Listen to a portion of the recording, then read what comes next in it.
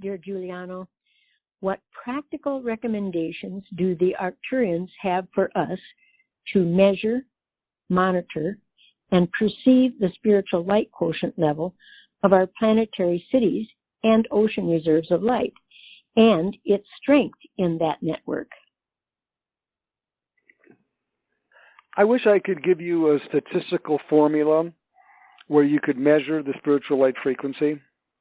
And wouldn't it be wonderful if we had a little device, a meter, that measures energy? And of course, we do have meters that measure electromagnetic energy and radio wave energy. And you could walk around and measure the radio frequencies from 5G towers or from other different devices, that are being emitted. Now, wouldn't it be wonderful if we had a meter that you can use to measure the spiritual light quotient? Because then we would say that your aura is vibrating, let's just say at 100 arcane units per second. And then with a higher spiritual light frequency, you're vibrating at 160 arcane units per second. And therefore, by using this meter, we would be able to go into a planetary city of light, and we can do before and afterwards. And we can say, well, first, there is an energy field around the planetary city of light, just like there's an aura or energy field around you. And if I had this, fantasy-like meter, imaginary meter, then I could go and I could measure your frequency. Let's just say when you're watching television and are bored, and then I can measure your frequency when you're in expanded consciousness. And therefore, I could say, look, when you're in expanded consciousness, you're at 200 arcane units per second. Your aura is vibrating. When you're watching television, it's only at 70 arcane units. Now, there was a attempt by some people to measure religious experiences in units. For example, let's just say that the 1,000 units was enlightenment, and you were in Shangri-La, and then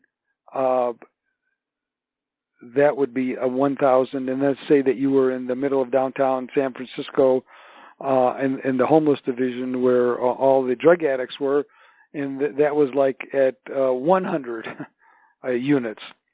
Well, that would be an interesting way of measuring this, and I'm hoping that at some point we would be able to develop this type of measuring device. But because we do not have, or you do not have that technology, we do, but you don't, we have to look at other issues.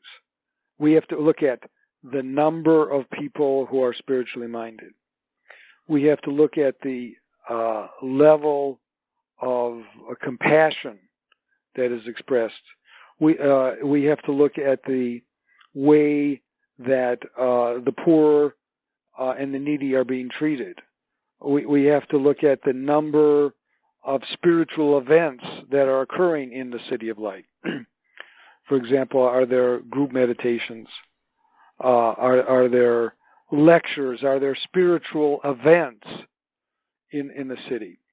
So for example, let's just say there's a low energy city that's run by drug cartels.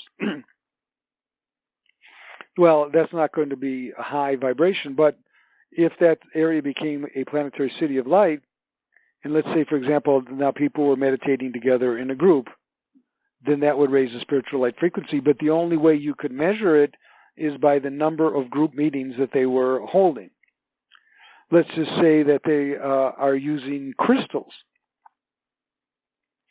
and they are using medicine wheels, or they're using other spiritual, energetic experiences, then we would say that this is another way of measuring the spiritual light frequency, the SLQ, of a planetary city of light. So the answer to the question is we have to look at exterior events that are occurring in the planetary city of light.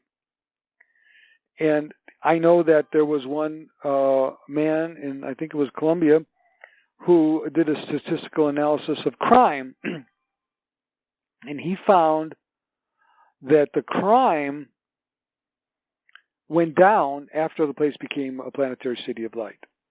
So, I mean, I think that that is another possibility. Now, the other ways of doing this would be to do a survey, which is a lot of work, you know, before and after survey. Okay, this is your spiritual awareness before you became a planetary city of light. Now let's measure the spiritual awareness afterwards, and ask people to do this on a 1 to 10 scale, 10 being I'm very spiritually aware, 1 being I'm less.